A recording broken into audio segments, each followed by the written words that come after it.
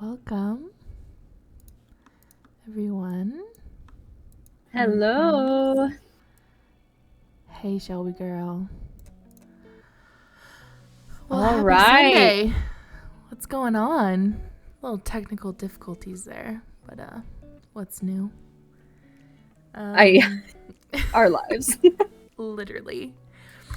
Happy Sunday, everybody. Thanks for being here. Thanks for listening.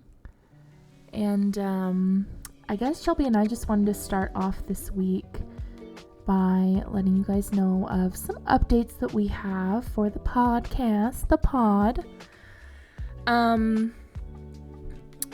We just wanted to come out and let everybody know that moving forward, Shelby and I will be the main host of Loud Proud Sobbing. We just find that her and I really are committed and we connect really well. And I think her and I just align with the vision and the original goal that Shelby had, which is to really cultivate conversation and meaningful quality conversation with our guests and with our viewers. So we're really excited about that. And we also have been taking steps to get on Spotify. Woohoo! So that should be coming soon. Also, as far as like the guests, Shelby, you can talk about it a little bit. So Shelby and I will be on mainly. We'll be on Wednesdays. But on Sundays, which is normally like our host day, we are aiming to have like a host rotation. So it'll be her and I. And then we're going to start welcoming guest hosts. So we're really excited about that. And tonight we actually have our first guest host. He has not been on the podcast. And I want Shelby to talk a little bit about him and how we decided to do this whole guest host rotation deal.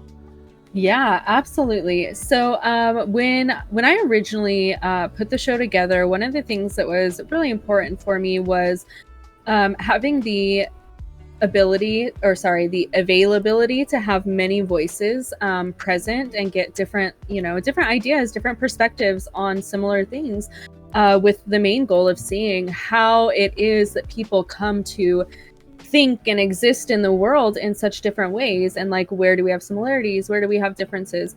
And so with that, initially we actually did have two men that were lined up to be on the show, and they ended up having schedules that didn't align with doing the show. And that's where, like, the first week we talked about how we were flying by the seat of our pants and we were juggling, trying to get like things figured out. That's how Tia got put on in the last minute, things like that. And so Janelle and I have been on an adventure. We've been on an adventure trying to figure out how to get our hosting under wraps. And so we finally just came to the conclusion that we would be utilizing a rotating host with us two as the main hosts. So as far as like Tesla and Tia, they may come back to host from time to time. We're introducing Christian tonight, and we'll let you guys we'll let him tell you guys a little bit about himself.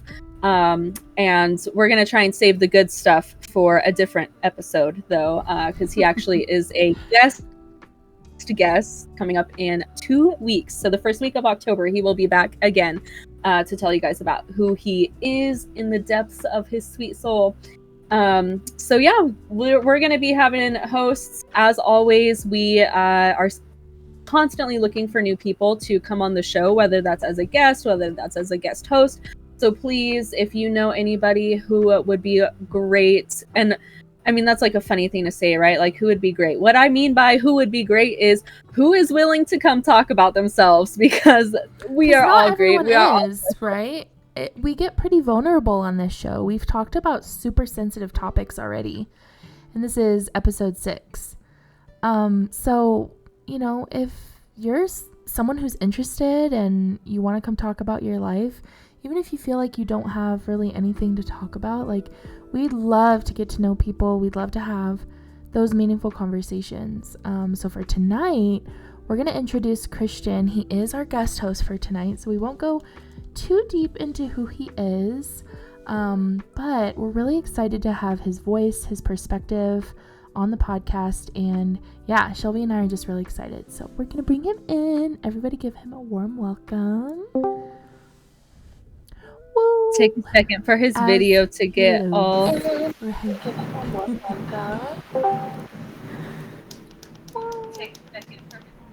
And I hear his stream. I hear our stream. Oh yeah. Hi, Christian. Hey everyone.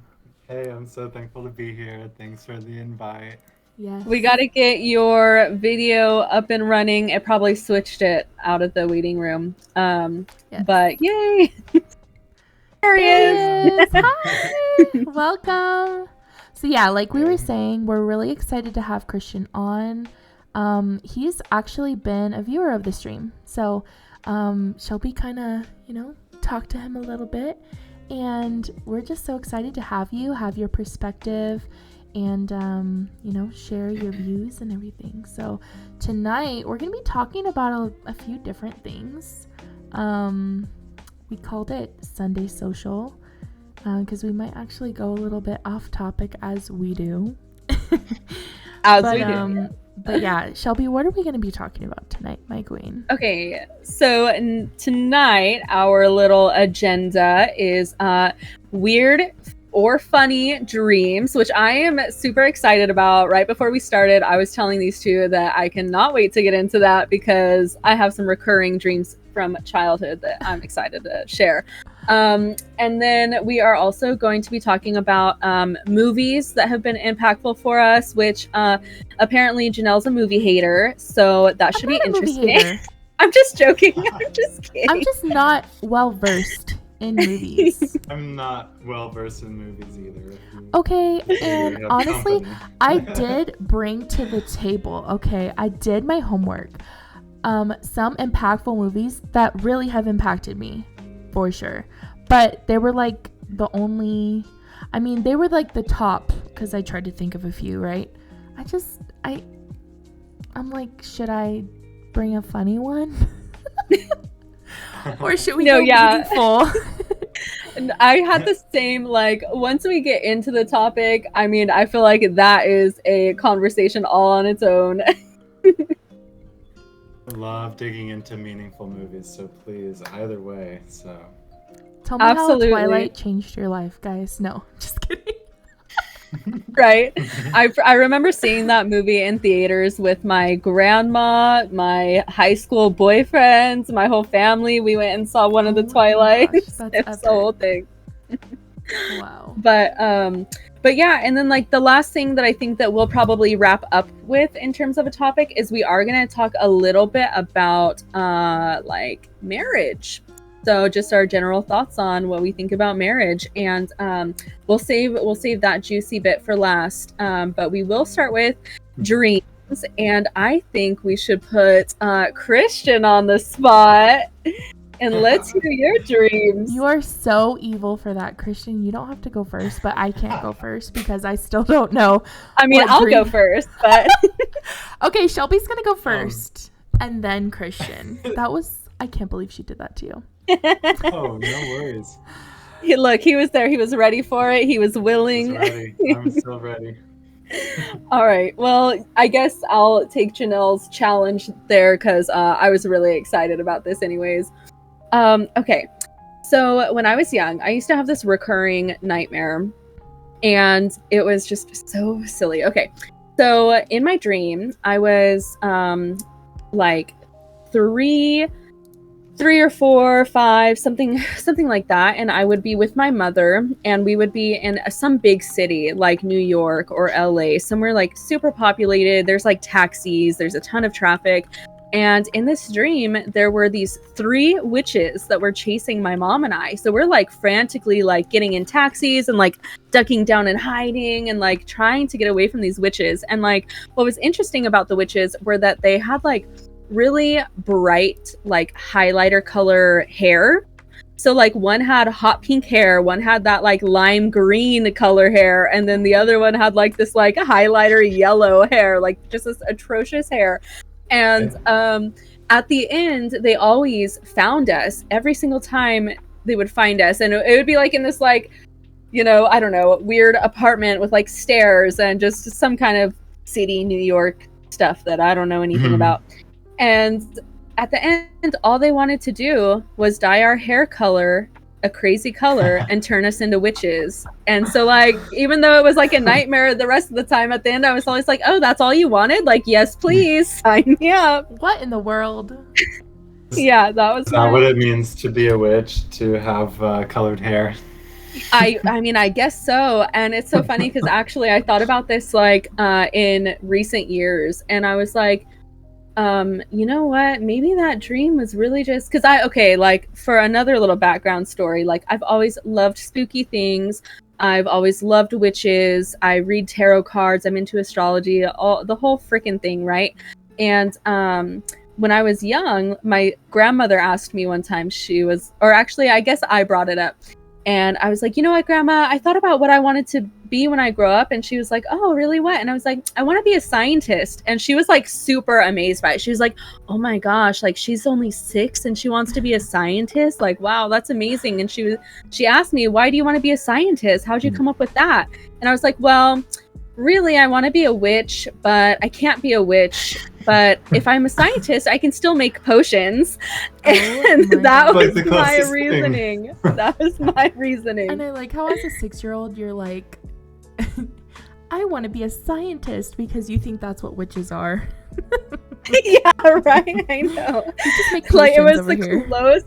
Yeah, 100%. It was the closest I could be and be socially accepted. And how weird is that a 6-year-old was thinking about that aspect in the first place, right? Like, not weird, but awesome. I love that you knew where you were going already at age 6. Exactly. Right? Yeah, absolutely. But yeah, Christian, let's hear yours. Also, did Grandma support you being a witch as much as she supported you being a scientist?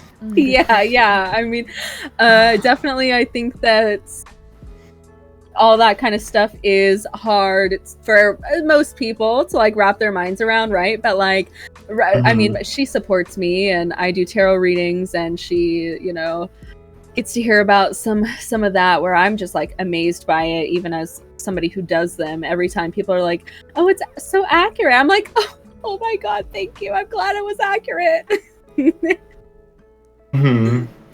Yeah. I support your goals of becoming a scientist witch, by the way. So thank you. My dream story is a little less funny, but and it actually goes into some kind of heavy topics. It's really like relevant, fresh in my mind right now.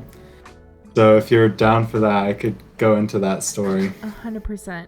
Absolutely, yeah. Hey, brother.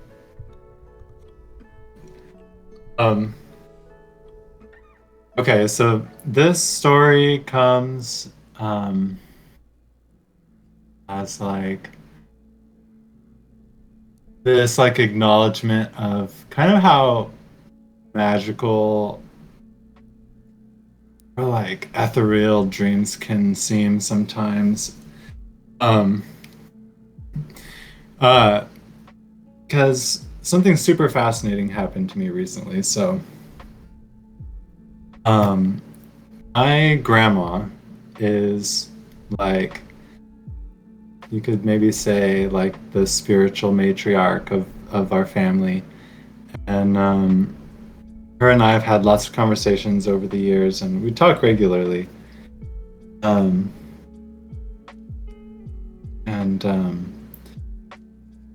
So recently, one of the things we've been going over is like generational trauma or like family curses, kind of how like types of trauma can follow children like through their parents down the line. And they'll end up kind of facing similar things. Yeah. So that's been a recent like subject that we've been just discussing lately, and really thankful for her and like being able to talk to her about stuff like that too. So, but the really cool like magical part is that this wasn't actually my dream, but a dream of my good friend. Like a week ago, he texted me, and he had a dream about me and my family, and basically like in his dream, all of my family was there, both sides of my family. My grandma was there. She was kind of like at the head of the table, and oh, it was so cool because he was telling me that in his dream, we were all gathered there for my grandma to like address the family and address like us coming together to face like this like darkness that has been like coming after our family for years or generations or something. And like we were basically there to like acknowledge it and like stand together about it. And so I just thought that was the most fascinating thing, that my buddy, without me talking to him about it at all, that my grandma and I had been having this conversation recently, to just hit me up randomly and say, hey, I had this dream that's like totally relevant to everything we've been talking about. So That's Interesting. amazing. Because that reminded me of a couple like situations that I've had with dreams from other people, but I feel like I interrupted you, so go ahead and finish whatever you were gonna say. oh, just like something about like thoughts or like words kind of like moving through the ether, like being picked up on by other people, or it's really fascinating. And I think dreams have a cool way of like showing us things or telling us things, and right, it's I But was blown definitely, away by that. that would be really, really, definitely weird to be having talks like that. Because then it would make you, and I assume that it would make you be like, wow, there's something really important about my grandma having these conversations with me. And now I actually have to almost like address it in some way, like more than just like, oh, hey, we recognize that like this happens or whatever. But in that sense, it's like, damn, is there like, does something need to be done about this? Yeah, literally. It sounded Yeah. like a movie when you were describing it. Like, that could be like a really good movie, like addressing generational curses or something like that. That's like almost like Like Inception, but but going through the Mhm. time, yeah. Mhm. One I was thing. definitely really sorry. Definitely really Oh, excited to tell my grandma about that. That's all I was gonna say. Yeah. oh What were yeah, you no, gonna I say? would be too. I was just gonna say that like somebody having like dreams that, you know, they're like outside of the family. So I actually met somebody that I worked with back in 2016, and right around the time that my son, like that I was pregnant with my son, and like I just I don't know how far along I was. I didn't know the gender yet, so I must have only been like probably between 2 and 3 months pregnant with my son. And my friend, who we had like basically, he kind of like, I guess he already knew. So he has dreams that happen, or he has dreams where he has visitations from people. And like, that's a whole thing that, you know, we can get into or whatever. Oh yeah, But that's anyways, super interesting. yeah, very interesting. He told me some very interesting stories, and the reason we became friends was actually because of. So he was like, I'm just gonna tell the fucking story at this point. Okay, so we both ended up going to this like coworker like birthday party for somebody that we both worked with, And I had taken my tarot deck with me that night because I was just like, I don't know, like I'd been doing tarot readings for people and just felt like, you know what? F it. I'm going to bring my cards to this party and I'm going to do some readings for people, like, while everybody's drinking, whatever, you know, like, let's have fun. And so I was like doing that thing, having fun, whatever. And a few, like, we kind of like took a little break, and the guy, he like came up to me and he was like, hey, do you mind if I look at your cards? And I was like, no, like, go ahead, go for it. And I walked outside and I was just hanging out with oh my gosh, my sister just said tell the story of the baby boy shoe. Gosh darn it, Dwana. I have a lot of interesting things that happen in my life after this. Yeah. But in any case, so he comes out like a few minutes later and he's like, hey, can I talk to you? And I'm like, yeah, okay, like what's this weirdo going on about, is like how I was feeling at the time. But like, yeah, sure, I'll come talk to you. And he was like, can you tell me why I've been dreaming about these cards? And I was like, what? And he was like, yeah, I've been dreaming about these cards and I've been like drawing these cards. And he showed me in his phone from literally like a week earlier that he had drawn one of the cards that was in there. And like I had like a bird themed deck. It was like a Raven's Prophecy was the deck. And there was like this specific one where there's like these crows or ravens that are like kind of dancing around each other. There's 3 of them and it looked just like that. And his color like palette for his artwork that he was working on was the same color palette as my cards too. They had like a very like black background with like the features being light. And that was exactly how he had it done. And he was like, I've been working on these for like weeks. Like he was doing like a whole thing for a class or something like that. And so that's how we became friends. And then like through that, he was just like mesmerized because he's like, I feel like it's a sign. Like I don't talk to anybody about this, but I actually have dreams and like visitation dreams where he's had like friends, parents, even like come talk to him who have died, come talk to him in his dreams and like pass messages along and things like that. And so that's the background, which like directly relates into my actual story. So he messaged me one day and he was like, hey, I had a dream about your son last night, but I didn't know the gender yet. I mean, as Dwana pointed out, I did have a baby boy shoe incident happen where I knew that I was going to have a boy all along, but no like actual confirmation yet.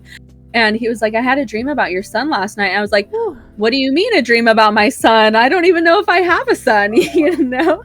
And he was like, no, you have a son. And he was like, he came to me in my dream and he started out like what I saw in my dream was I saw you pregnant and then I saw a baby and then I watched the baby turn into a young man. And now I don't remember like what exactly he said, but I do know that like the premise was that my son was like telling him to oh wait, hold on, I think it's coming to me. He was saying something about they were talking about souls. And my son, he was saying my son was, or he asked him like, how are you doing this? Like, I know that you're a baby in your mom's stomach, you know, like how are you doing this? And my son replied, I'm not born yet. I'm just a soul. So I can be in different places, like at different times because I'm not Earthside yet. And he was like, and I came here to tell you that you can believe in souls and that this is why I'm here talking to you right now. And crazy freaking crazy stuff. Up over there. I'm like, whoa, that's wild. I forgot about like that aspect, but yeah, like it was nuts. And what Dwana said, so the baby boy shoe. So before I knew I was pregnant, at the time I was working for a corporation, and that corporation everybody knows by a nice little red bullseye, but I'm not going to name any names. But we all go there for our Starbucks. Well, that's naming one of the places. Anyways, we all go there for our bucks and our shopping. And at the time, I was working like a shift overnight, so I was doing like 12 at midnight until 8 in the morning when the store opened.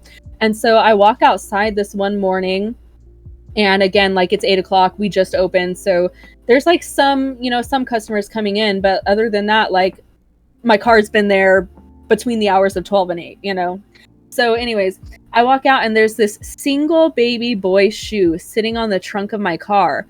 And I had looked around and I didn't see like another one, right? Like, oh, maybe somebody just like dropped these here. I don't know, weird. But the first thought that like really entered my head when I saw it was, oh, you're going to have a baby boy this year. And then my second thought was, wait, why would I think that? Like, why would I have a baby boy this year? And then like, so then when I found out a month later that I was pregnant, I was like, well, I guess it's a boy, because I already had that shoe incident happen, and here I am 4 years later with a boy. That's amazing. Oh, wow. What amazing stories. And how powerful that in like the ability of your friend to have these dreams and like have visitations is a whole conversation in itself, but yeah, how powerful for a soul saying that they're your son to be coming and like basically communicating before he's here. Wow. Yeah. It sounds like he was even communicating with you even from longer ago. Like, right, like sharing signs. Yeah, we've talked about it too, Shelby, as far as like him choosing you as his mom. What you've heard from psychics, yeah. So I like psychics and things like that. I've heard a lot of really interesting things. As far as like visitations, I kind of want to get into that, because is that not normal for everyone? Because I have visitations frequently. Well, let's hear. No, that's not normal. That's not normal? No, I don't think so. I don't think that's normal. I personally don't feel like I have ever had a visitation type dream, but I do have dreams that do happen. So like literally like word for word, person, everything. And I can tell you about the first one that ever happened to me, because I still remember it very distinctly. But I've never had a visitation type dream. Okay, because I get visitation dreams like from my grandma. Like, I can't believe I thought this was normal. Like everybody. I've got visitations from my old dogs too that I've passed. Like, so sweet. Oh, wow. Yeah, but also, okay, so now I'm like, because for me, like dreams are very telling for like what's going on in my life at the time, or like things that I like need to hear or things that need to happen. It's also hard too, because I like forget my dreams a lot, but I will say, like growing up, I was really, really close to my grandma, and she died pretty suddenly when I was 19, and I'm the oldest girl of all the grandkids, and her and I just had that like bond, and it was always so emotional for me to come to this like realization that like my grandma won't be with me in like all these stages of my life. And when I was 19, I had a lot of like insecurity about like having a boyfriend or like being loved. And one of the first visitations that I had is when she was telling me, and part of this I also have to mention that like at a certain age you don't really talk about like boys or like things like relationship wise topics with your grandma. You know, you're kind of like her sweet little grandchild, and you talk about like school and life, and we definitely were close. I could confide in her about a lot of things, but we never really had these like deep conversations about boys. I always was like so sad because I'm like, I can't talk to her about like her relationship problems, and she's not going to see me get married or have kids. And one of the first dreams that I had, which was a visitation from her, she was telling me how I shouldn't stress. I shouldn't You're gonna make stress me cry too. about having a man come in my life because she's already like blessed it, and she's already, I don't want to get emotional because now I think about like my current relationship, and oh my god, I spent so And many it's years so blessed. like waiting on like somebody, you know, like you grow up and as a girl you're like, oh, you have to have like a boyfriend and you have to have like guys like you and stuff, and that just like never like really happened for me. And when she passed and I was just thinking about like, oh, like all this advice that I'm never gonna get, she definitely came to visit me, and that conversation was like, you know, love yourself first. He will come. I've already blessed it. And I'm emotional because it's still something I think about, you know, like going into the next stage of my life as like a young woman and coming into like my adulthood and wanting to become a mom. I'm like, man, have kids not happened for me, because she's up there like hoarding them from me. Getting them ready. Yeah, you know what I mean? And but everything happens for a reason. I think dreams are really interesting. So I didn't know that people don't get visitations like often. So you didn't even know that it was like extra special. Yeah, like I've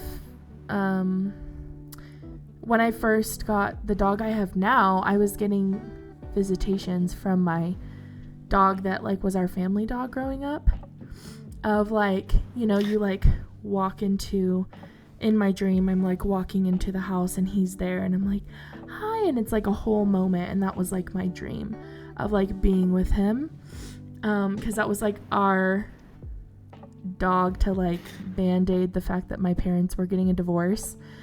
And so he was like our family dog for like 14 years. And so yeah, I've had visitations from my dog. You know what? No, that is so sweet. So sweet. And like, I think that that's something that we don't often think about too. At least like for me, from my point of view, is that like I do believe that animals and plants and all that like have souls in the same way that we also have souls. And I think that like that's obviously a whole other topic for whatever time frame. Yeah, but I do believe that. And so I think that we don't give enough power. I mean, Janelle and I talk about this all the time because she's teaching her dog how to communicate through buttons, and we really don't. Like, we sleep on the fact that like they are like intellectual beings just as much as we are. We just don't have that capacity to communicate in the standard way that allows like human ego to respect another living thing that can't communicate with it properly. But actually, as you were saying that, I remembered that I lied. I have had a visitation before, and my visitation was really empowering and impactful for me.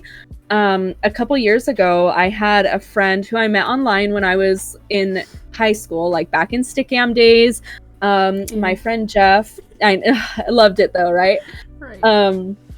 My friend Jeff and I, he's from the East Coast, and we never got a chance to meet. And but we were like really, really great friends. And in 2018, I found out that he died from an overdose. And actually, like the day that I found out, they hadn't released yet what happened. And so I didn't, like, when I went to bed the night that I found out, I didn't know what happened. And when I'd gone to bed that night, I remember just like thinking on repeat, like, what happened? Like, you know, going through all the different possibilities in my head. And that night I had a visitation dream, and he came to me and he said, and I'll cry talking about this, but you know, I asked him, like, Jeff, what happened to you? And he brought out a photo album and he started showing me all of these pictures of him with loved ones. And he said, Shelby, it doesn't matter what happened in my death. It matters what was happening when I was alive. And all of these people, he was like, all of these people that I got to build connections with are what's important. Love is important. Friendship is important. And that's like something that, like, I can't even believe that I forgot about it until you started talking, because that dream was so impactful for me in terms of like valuing the present and valuing the connections that we make. And I mean, even the ability to be able to have pictures to look back on. And so Totally. Oh my gosh. What Pictures a are such beautiful, a memory unlocker. That is beautiful. beautiful insight for him to come back and share with you. yeah, absolutely. And Janelle, beautiful of your grandma to be letting you know that she's looking out for you like that. Absolutely. And it sounds like your old pup is always going to be there for you too. So- Yeah. I Oh, I I'm was definitely thinking open about to that. a invitation from like a benevolent spirit if they want to come and share some insights with me in a dream. Like, just putting it out there. Right. yeah, Open right. to Go to it. bed tonight. Christian's gonna be going to bed tonight like, ancestors, please help me solve my generational curse issue. What do I need to do? For real, I need some Really, you should do ancestral that. guidance here. Calling for it. Yeah. Absolutely. Think about how many like great grandparents we have. Y'all better not have put curses on me. Oh my gosh. Probably But got curses what if it's placed like on that? you. If it's like the Avatar and like, I mean, like the Last Airbender, and any of our old grandparents or ancestors could be coming back and like, Right? Or Or they're already here.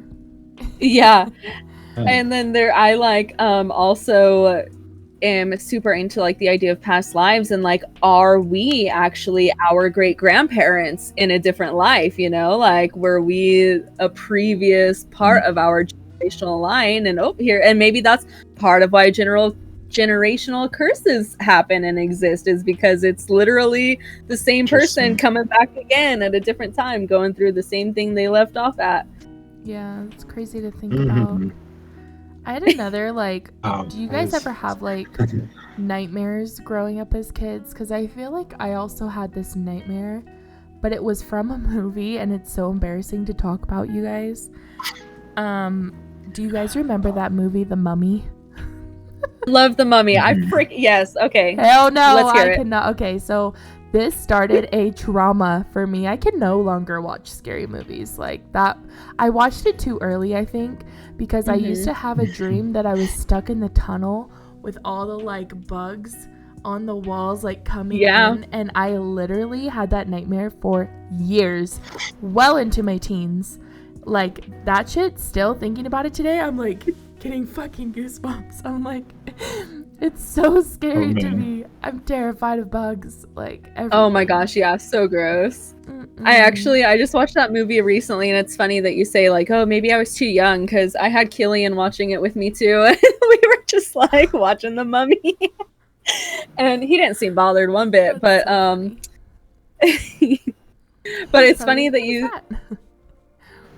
say that too, because like, I did have a recurring nightmare also that was like actually a scary one, not just like the witches haha at the end, but it was, I would be in like a big like hotel, motel, whatever, and there was like a group of people, and somebody was like a serial killer in the group, and so like people are being picked off like one by one, being murdered, and I would be like with like somebody, like hoping like, oh great, I hope they're my ally, but also are they gonna slit my throat? And like at the end it would always be like the killer would like come crashing in through a window or something, and like me and the ally would like save the day or whatever. But yeah, that was a recurring scary am I gonna die nightmare that I used to have. So basically Among Us in real life.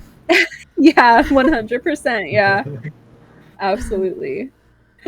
Yeah, dreams are crazy. I feel like I should dream journal now, because I forget a lot of like crazy dreams. I'll wake up and like tell Quincy, and he'll be like, what are you talking about? And I'll just be like, I don't know. Just like drop the conversation. what are you talking about? You're like, That's never so mind. random. My dreams are really random. Like, really, really random. Oh, just wait until pregnancy one day, because let me tell you, pregnancy dreams are wacky as heck.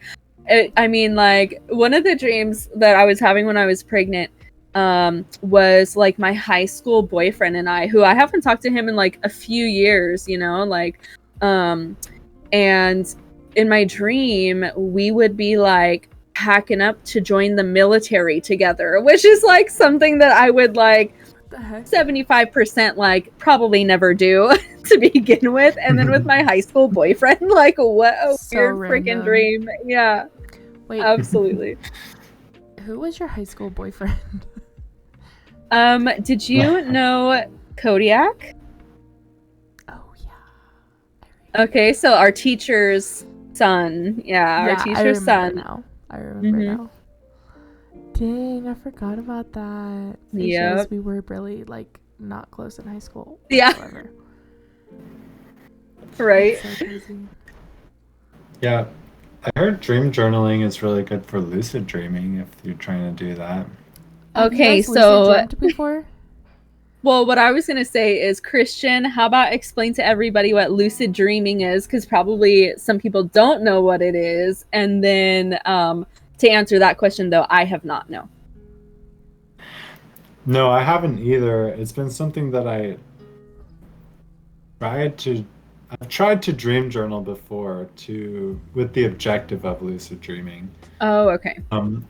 But lucid dreaming, as far as I understand it, it's being aware that you're dreaming and basically being able to choose your dream.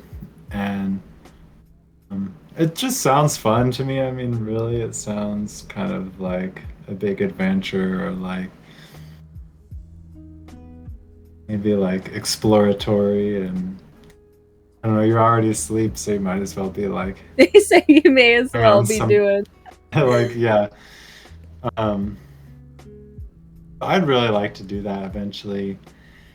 I think I need to cut back on the devil's lettuce if I'm gonna start Gonna having dreams achieve again. it. Because Yeah, I'm pretty sure absolutely, yeah. that like tampers your like 100% it does.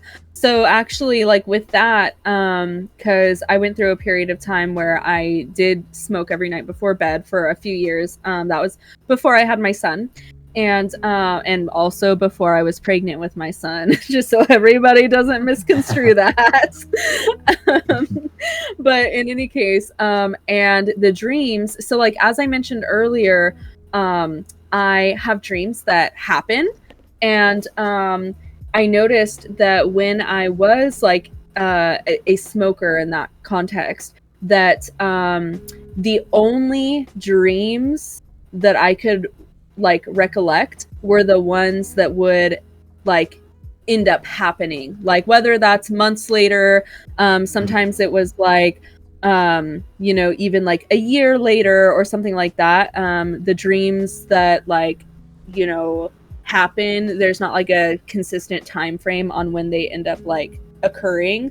But so I'll just tell like a little story about that. So the first one that I actually ever had, at least that I know of, was my sophomore or junior year of high school. I want to say it was sophomore year, and I had gone on this oh sorry, that's like even getting ahead. So the night that I had this dream, I went to school the next day. One of my very best friends growing up was in the dream, and we had our first period together in the morning when we were learning Mandarin Chinese. And so I wake up that morning, I'm in my Mandarin class, my best friend is there with me, and I'm like, Malcolm, I had a dream last night that you were in. Last night, I dreamt that you and I were standing across from each other, and there was dirt on the ground, and there were like pine trees behind you. There was a table, like a picnic wooden table behind you, and then to the right there were people over there, and they were doing something. I don't know what they were doing, but it was like very like doing like commotion type stuff, you know, like running around. They were like messing around. and we were just like outside, like, you know, there were like tent cabins, we were like in the trees, and I was like, I told him like what we were talking about in the dream, but now that it's years later, like literally over 10 years later, I don't remember what that was like now. But anyways, so then that was in like the fall semester that happened. Then in the spring semester, he and I had both gotten chosen out of like, I want to say only 12 people from each school that was involved. So we were 2 out of 12 from our school that got selected to go to this leadership program in Yosemite, which is a big national park, if some people don't know what Yosemite is.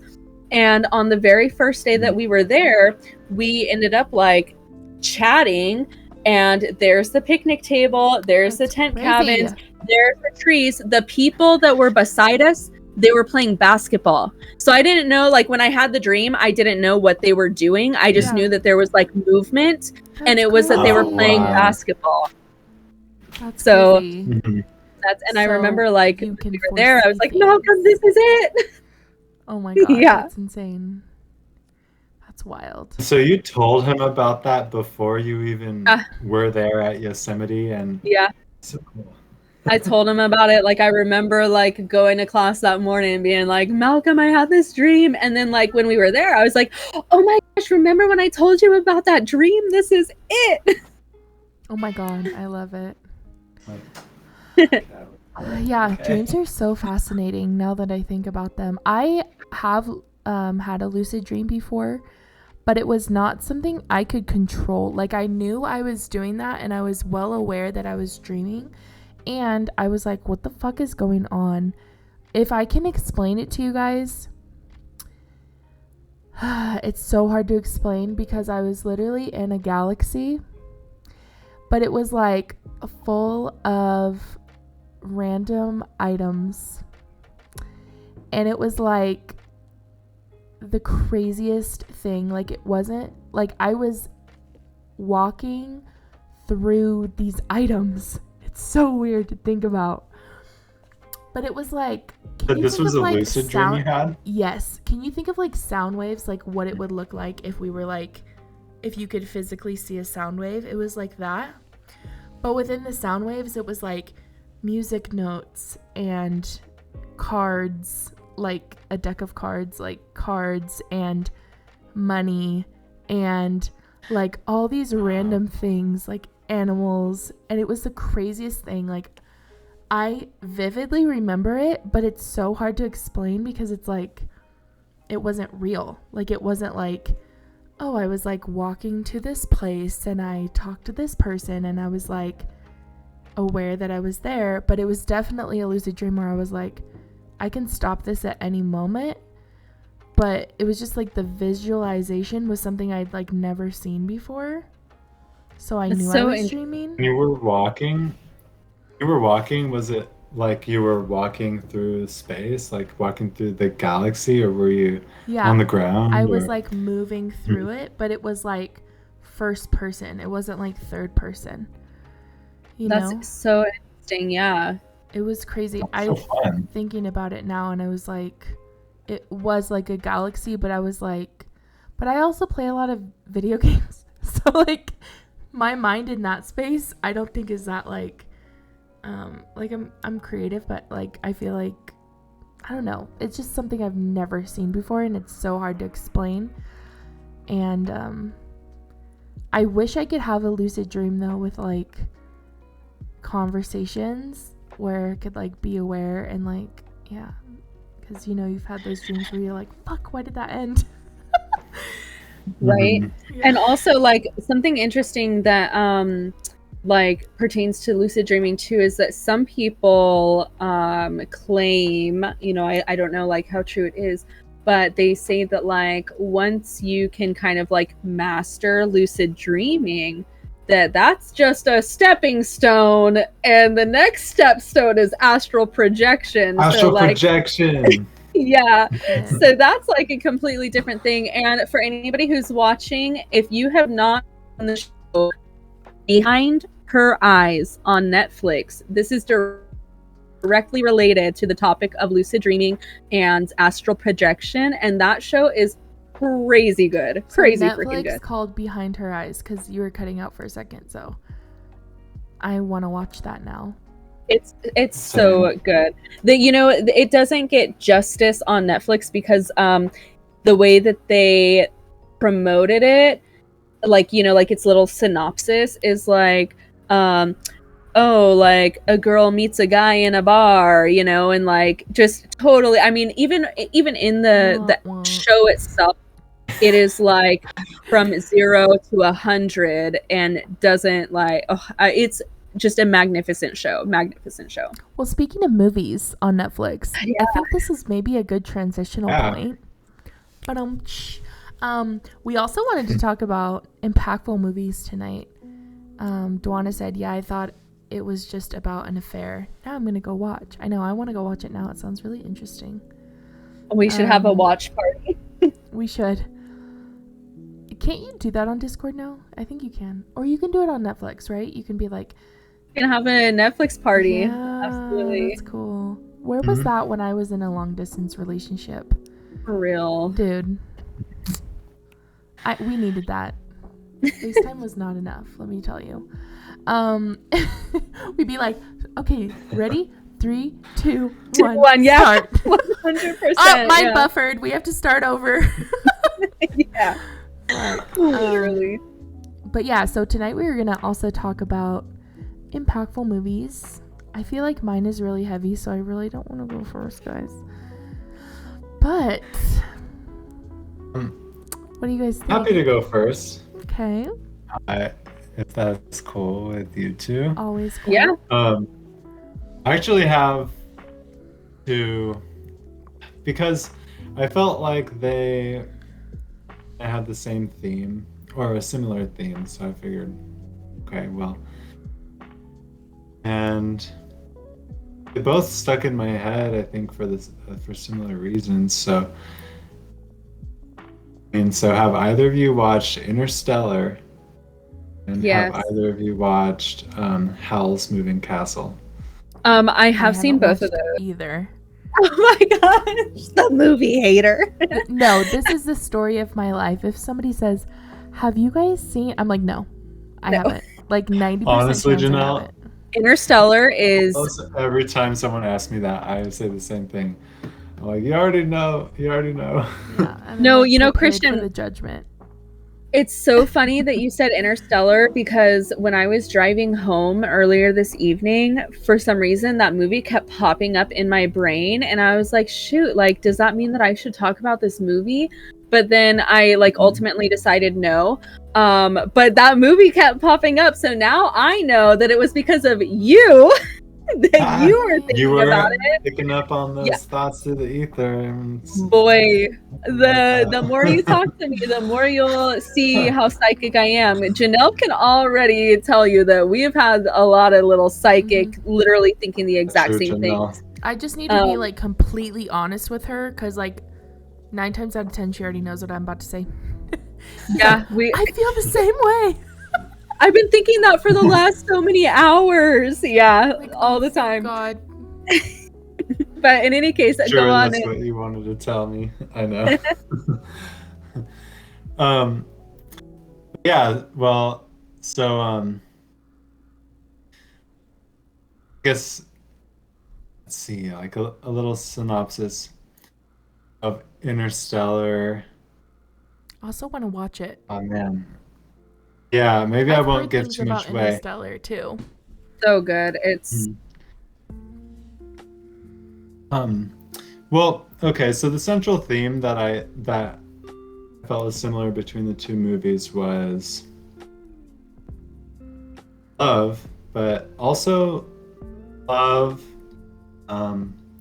pulling people through some of the darkest times of their life or their like experience. And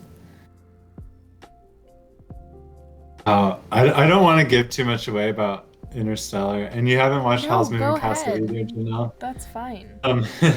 Talk about it. Well, in Interstellar,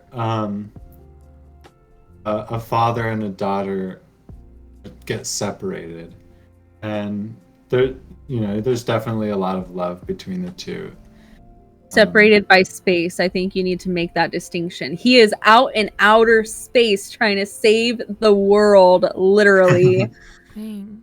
Yeah, like legit, like time and space is like between his love and yeah, and actually he's out there like out of love for his daughter. He's out there basically trying to create a better future. And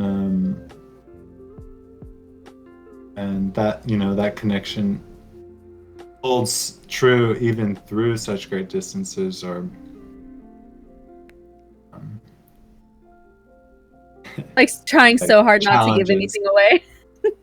Please, yeah, if you want to add anything, please do. But and then Howl's Moving Castle is similar, because it's like it's not the same dynamic. It's more of a romantic dynamic between the two main characters. But, like the male protagonist in the story is like off like traversing time and space too, like on his like kind of like dark night of the soul journey.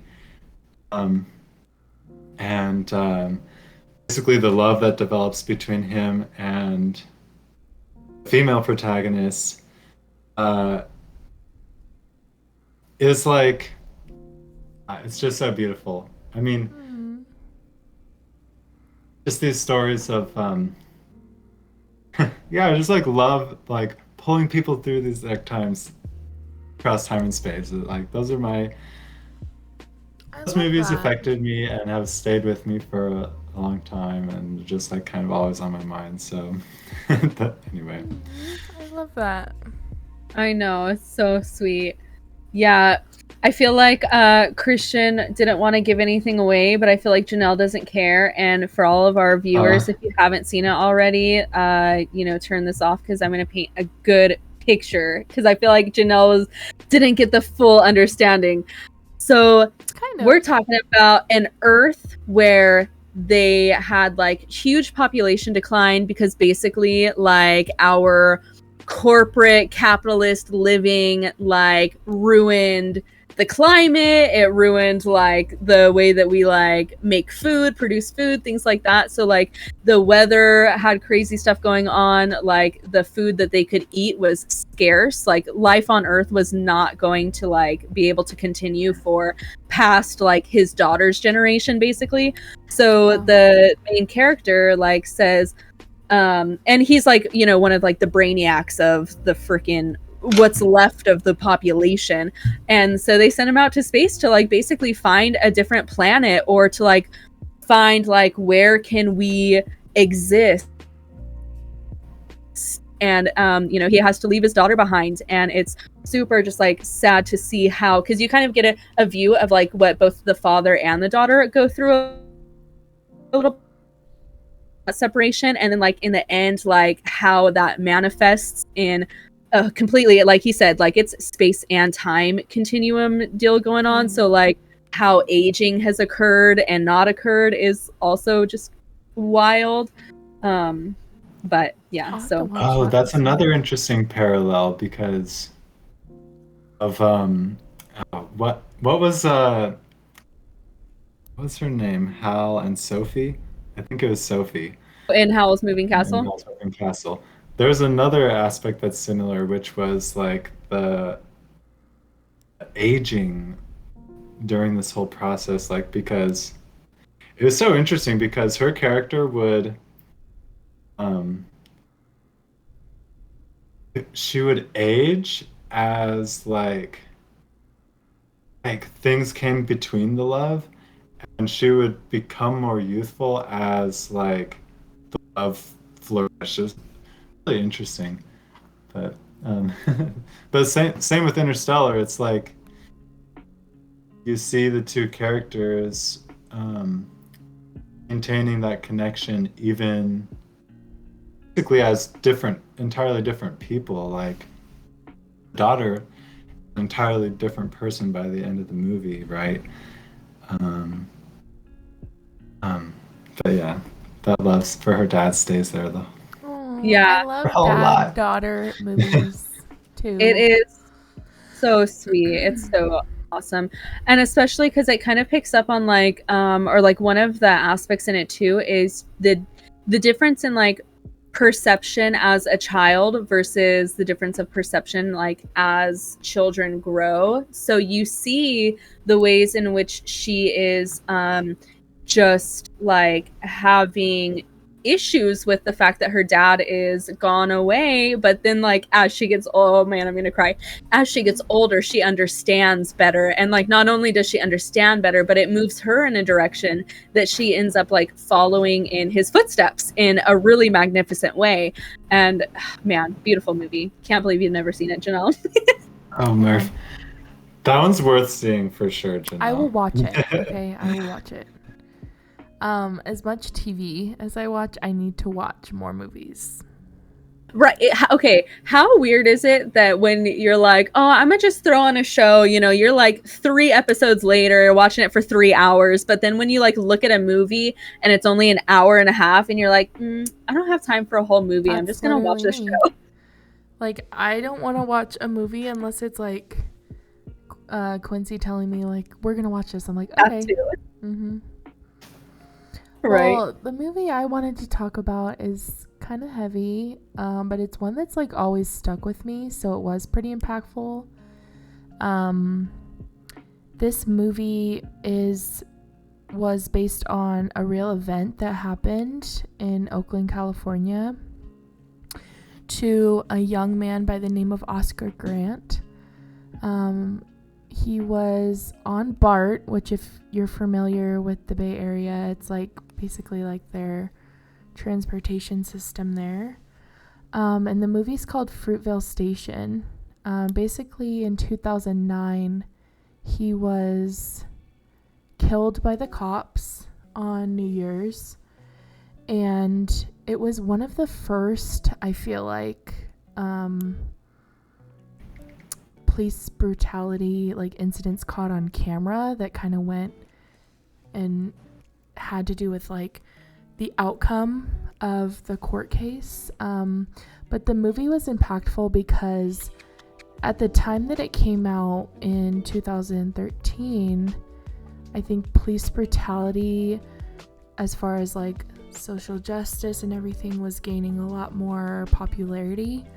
And I think it just follows, you know, this young black man from Oakland who had a daughter, and how one night literally changed the course of his whole family's life, being that, you know, he didn't do anything wrong. Like there was a fight going on in that vicinity, but the cops kind of like gravitated towards him because he fit a description, young black man in a black hoodie. And his killing, you know, he had like you know, I don't even want to get into it, but like it's very eye-opening for those who like have the opinion that it's like, oh well, you should just like comply, you should just do certain things, because in a sense it's like, well yeah, I can comply, but it's like, what if you're not guilty? You know what I mean? Like it's really hard to be like, wait, I didn't do anything, like can you explain to me what's going on? And ends up getting shot in that moment and goes to the hospital later to die. And I think at the time when it came out, a lot of that conversation around, you know, police body cam footage and everything like that wasn't as popular. You know, police in general have cameras on their car, but like you'll know some fucked up shit's going on if you see their hoods up. And talking about police brutality and like relating that to everyone and kind of like where we fit in the world and how our privilege to where we don't get stopped in certain situations or we don't get profiled was something that was impactful for me, just because I was, you know, like you guys, we came out of a town that was not diverse. It wasn't like a really big city, and there wasn't a lot of issues that I had to face in that sense, like being followed in a store or being stopped for specific reasons or being stopped for no reason at all. So that's a really hard movie to watch. It's really good. And it did come out at a time where it wasn't as being talked about, like nationally. What's it called again, Chanel? It's called Fruitvale Station, and it's like I said, it's a real story. And then kind of in the same realm of like social justice, another one that I wanted to bring up is a documentary called 13th. I knew you were going to say that. Yeah. I knew you were going to say that. I've That's seen that so movie funny. actually like 3 times. I just watched it. I took a sociology class where it was like the title of the class is Sociology of Minorities, and we were supposed to watch it, and it was one of the movies. It basically like shows a timeline from when slavery was abolished and how the prison system has kind of transformed into like modern day slavery, and how the prison system, incarceration in the United States is so widely larger than other countries, what people are in prison for, how long they're in prison for, and how race plays into that specifically, like the difference between crack and cocaine. It's the same thing, but it depends on who has it. And so that's free to watch. Anybody can watch that. That's a really eye-opening documentary.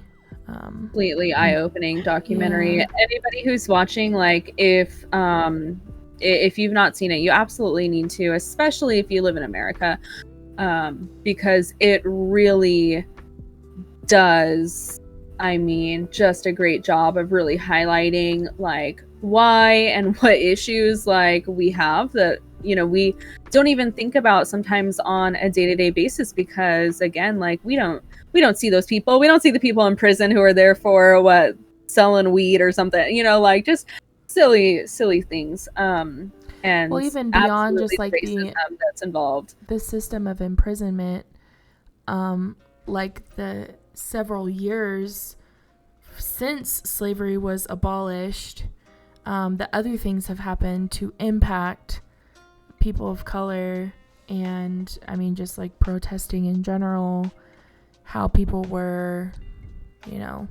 treated because of their want to protest and their need to protest. I think it's really fitting, like now within like the last year, how we had 2020 was a big year, I think, just in general, but with the murder of George Floyd, that class specifically was eye-opening because a lot of my classmates thought that the Black Lives Matter movement started in 2020. And it was really interesting to see, like, without being a little judgmental, like how unaware people are. Yeah. And that's a privilege to be unaware of that issue as well. Privilege, right? Our, upbringing, society, our lives, play a big role into that. But I think it's really important, even if issues don't affect you. I think, me personally, I've been told a lot of like disappointing things from specifically white people, like, why do you care? Why do you want to protest something that doesn't affect you? Certain things that have been like pretty disappointing from those people, because I personally think that the issue of racial bias and racism is not a black person problem, it's a white person problem. Like, we uphold this system and benefit from the system, and there hasn't really been anything to correct that for those people. So yeah, protesting in general, like, living in Sacramento. I went to my first protest in, I think it was 2015. 2020, as much as I wanted to, I was terrified by COVID. Same with me. And Well, I so wasn't terrified.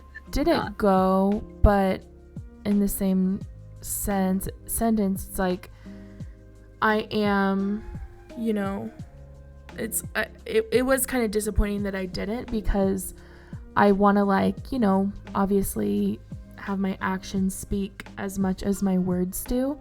And being someone who is in an interracial relationship, we have faced a lot of issues like that, and I do have like daily concerns of his safety and, you know, our future kids and things like that, and his family. And so those issues are really important to me, and I don't feel like if they don't affect you, you can't speak out about those things. Like, I was raised to, you know, speak out for others and stick up for other people, and be bold and use your voice. And I think that's really important, because we do have the opportunity to, you know, share stories like that. And I think another thing, to tie it to this podcast, to bring people together, we would like to have more voices on here to share those experiences, just because it's really important. And that's something that I'm really passionate about, not just racial injustice, but you know, equality for all people, all genders. So yeah, those were very impactful for me, and definitely give them a watch. Those are definitely impactful. Well, I haven't seen the Fruitville one. I never even heard of that movie. And yeah, like, I definitely want to watch it now. 13th, Michael B. Jordan plays Oscar Grant. It was like his first movie that he really came out with, and it is a Black director as well. And yeah, that movie is really good. It's really fucking sad, but it is a real story, so important to share. Yeah, I've been meaning to watch that 13th documentary for a while now too. You have to. It's so good. It's so eye-opening.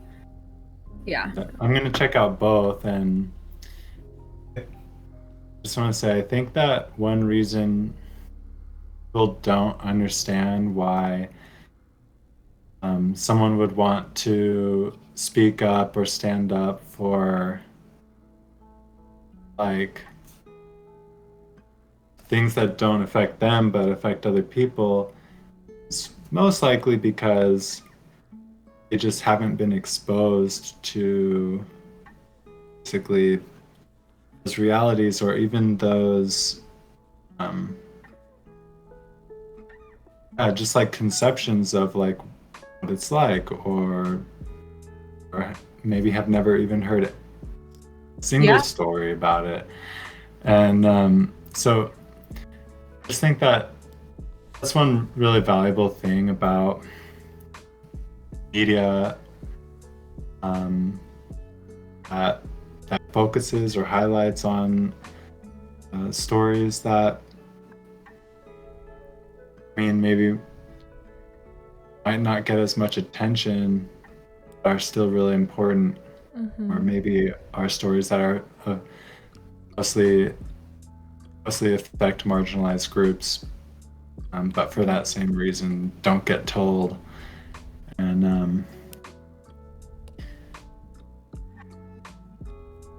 I know, it's true. It's definitely true. Like, I think it makes a difference to highlight these stories, like, from anyone, and to speak up and stand up from anyone. So yeah, and honestly, like, that's one of the reasons that we wanted to create this podcast in general, is with that knowledge that some people just aren't exposed to other people's experiences. And I think that it's easier to to kind of like buy in to ideas when you're actually hearing from someone who is like, this is what I've experienced and this is why I think this way, this is why I live this way, or whatever, right? That takes it to like a personal relationship rather than just like some ideology. And it's harder for people to buy into an ideology that they have no relation with understanding or experiencing in any context. But then, oh, here, like, I saw this person, I listened to this person talk about themselves, suddenly I have an idea of who this person is, and now I can understand where they're coming from or how that experience made them feel that way or whatever. So that's 100% for us, like, one of the things that really drove us to create this podcast in the first place was being able to have, you know, honest, vulnerable conversations and that not be a scary thing. So I hope that we manage, and hopefully like with our different guests that will be coming on, I hope that we're able to really like manifest that and bring people together, because that's always been our main goal with this. Yeah, and we're also understanding that this podcast is coming from the viewpoint of like 2 cisgender white girls. And so that is another reason why we really would like to have more people come on and give that space. Another reason why, Christian, we wanted to have you on, because you're bringing a male voice into this. And last Sunday we had a whole episode on gender roles, and it was for women, and we were like, damn, we really need a guy's voice, you know what I mean? But yeah, and so just talking about those topics can be hard, but it doesn't have to be a space where we're attacking each other, or nobody has to feel like we're specifically talking about them or, you know, coming at them, judging them, because realistically, like, none of us know anything until we learn about a certain situation or hear it from somebody else's mouth. Like, we really, you know, kind of like our previous topic about abortion, there's a lot of men making decisions for women, and that right there is so backwards. You know, there's a lot of people making assumptions about marginalized communities, and it's like, how often do they have anyone, any from person those of color marginalized come over to their house for dinner and have a conversation like that? You know, how often are you in a space with people that are different than you, or have different views, or look different than you? So hopefully we can do a great job of cultivating that space and, you know, bringing more life to the podcast. But yeah, those issues are really important to me. And I mean, I think we should talk about that in a whole episode, and maybe have Quincy on, or maybe have somebody, like, because being in an interracial relationship, there are things that we deal with, and like things that have been said to us and said to him and said to me, and as like surprising as it is, it does still happen, like, frequently. Daisy, I think this is your mom, said, I like the show. It's great to hear raw conversations with real people. Thank you. Yeah, that's literally why we wanted to do this, because we want to have like certain topics that we talk about, but we do want to keep the conversations real. And yeah, that makes us so happy, because we're here for that reason. We're not here to have a ton of viewers, or we're not here to make money. We are here to cultivate conversation, talk about experiences. So yeah, with that being said, Shelby, what are your impactful Thanks, movies? Mom. I love it too. yes, Thanks, yes, throw it out there. Share the love. Yeah, so okay, so I'm glad that you brought up the real like actual impactful movies, right? Because when I was thinking about this, I was like, man, am I going to talk about impactful to me as my personal human, or am I going to talk about impactful for like what I think about the world? And I chose myself because I was like, you know what, this is coming from me, so That's I'm just going to okay. focus on me. But certainly, like, I feel like the ones that you said, Janelle, are so just like societally impactful, and so I'm really glad that you ended up choosing those, because I was having a really hard time just like trying to decide, like, do I want to be society today, or do I want to be me? Aw. Well, I'm ready to hear. What are these? So, the first one What'd you pick? is the movie Moulin Rouge. And I don't know if you guys have seen Moulin Rouge. Have you guys? I'm about to look it up. No. No. Okay. This It's movie okay. looks So old. it's like, 2001? yeah. So it's Nicole Kidman, Ewan McGregor, and I'll just give you like a little rundown of like what it is. So basically, it's set in the early 1900s, and Nicole Kidman plays a courtesan, aka a prostitute. But like, you know, she sings and she dances, so she's like an entertainer. But part of that entertaining is like, you know, big dukes and stuff, like paying big money to be able to sleep with her. So anyways, so her character is like very much like, you know, love is just a game. Like, I can't fall in love because that's not gonna like feed me. It's not gonna give me shelter. Like, nothing good comes from it. Men are just like trash and alcoholics, you know, kind of things like that. What her experiences are. Oh, Dewana's seen it. I think Cole has actually seen it too. So too bad we didn't have him here when we brought it up. But in any case, so then like this guy comes along, Mr. Ewan McGregor, and he's like a penniless writer, right? And like in the 1900s, his dad is like shitting on him because he like wants to be a writer, and that's like not manly enough, right? That's too feminine. And he wants to move to France and write about, you know, this bohemian lifestyle. And so in any case, like they end up falling in love. And for me, the way that it was like really impactful is that when I was younger, I really had that same frame of mind of like, love is just a game. Like, I don't want to fall in love, because I see that when people fall in love, it makes them do crazy stuff, or it makes them like, you know, they're not as smart as they would be if they weren't in love, or they're like not as capable of making like, you know, good decisions for themselves. And so when I was younger, I very much struggled with that idea of love. And so then here's, you know, her character, and she's like displaying that, and then she like meets the perfect person who like shows her like you can love and you can trust in somebody else and like it be true. And then it's a tragedy because the ending doesn't allow for that love to happen. But in any case, it really just like spoke to me as like my own person going through the change of like being somebody who is very like anti-love, anti-marriage, and coming to be somebody who is like, love is love and let's everybody love everybody. And like, to extremes. Yeah, to the extremes, absolutely. So in this story, even though it didn't work out in the end,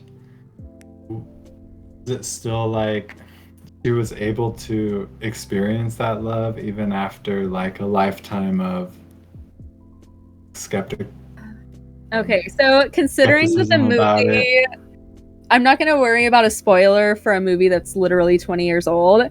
So I'm just going to go out and say it that the love died because she died. So like in the course of the movie, she ends up like spoiler. Yeah, big spoiler, she dies. So they do find love with each other, and they're not able to live it out because she dies. And so that is obviously tragic. And I didn't even add in, so like the movie is set like they are making a play in the movie. So she's going to be like the star of the play, and like he's writing the play, and the play itself is like a showcase of like their love and their relationship. And like she ends up learning that she was going to die. She found out that she had tuberculosis. And so she knows like in the last little bit of the movie that she's actively like could die any moment. And so she like kind of tries to cut things off with him, and then he shows up on the show night, you know, like they're still carrying on, and he shows up and he's like, I've paid for my whore. And like it's just like a crazy emotion going on.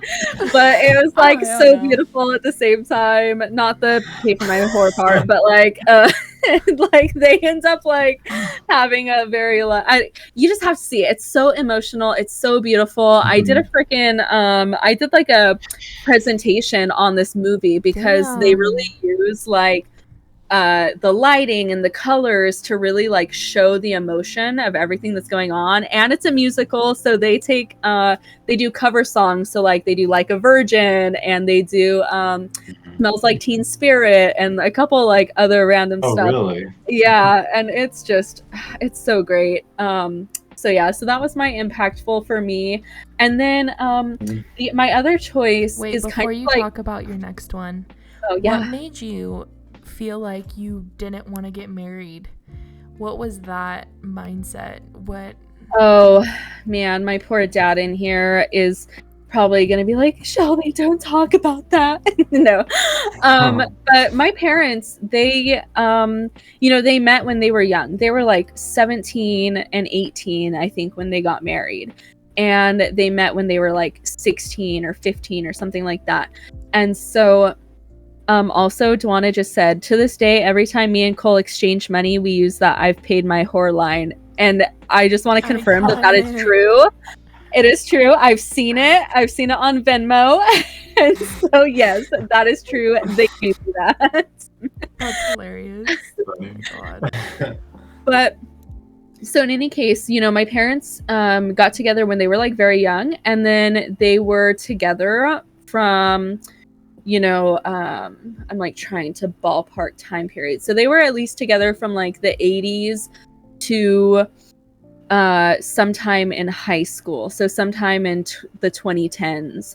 And I just saw like, I mean, there was never a question for me of like whether my parents loved each other, which is, I think, like something that sometimes is so different for different families, right? Like I've seen families where my friends, like, their parents did not love each other, and you could see that, or like it was like more like a business arrangement or like whatever. And like for my parents, like there was definitely love. There's never a doubt of that. But they just I mean, they were kids when they got together, and so they had so much like baggage from growing as individuals mixed with just existing together in a relationship. And there was you know, I think codependency issues that like come in, and like that's normal, but it's something that, you know, has to be addressed at some point in time. And for them, like that ended up being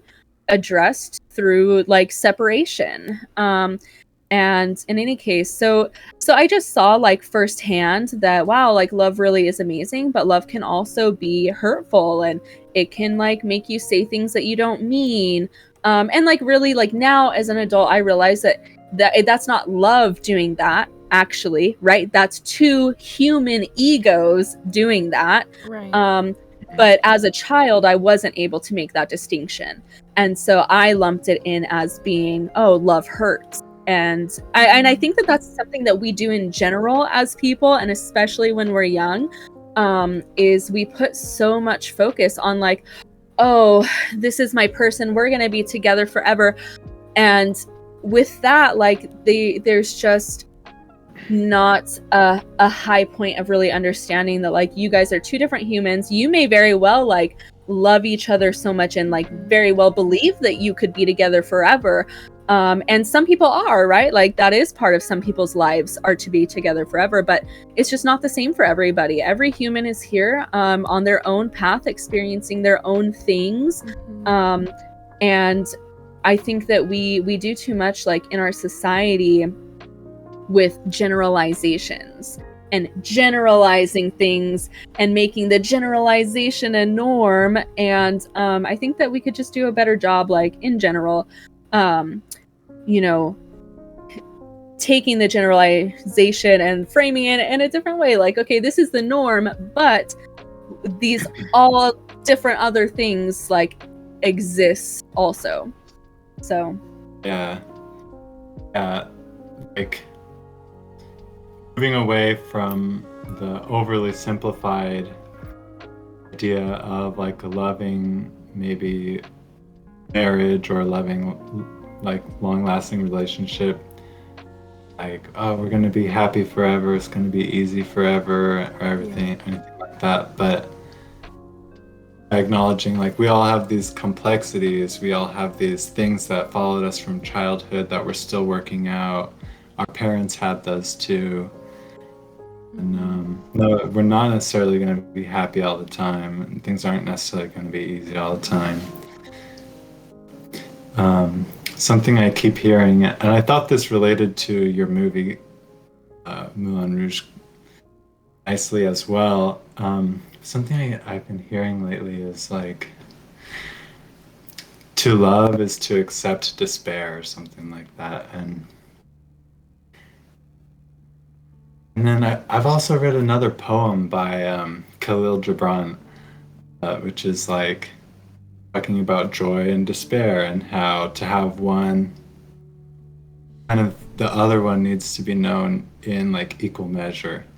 And so I think that's a fascinating subject, to think that like if you are going to consciously allow yourself to fall in love, or like consciously enter a loving relationship, it's like it might be more realistic to expect that there will be some despair or some hardship, or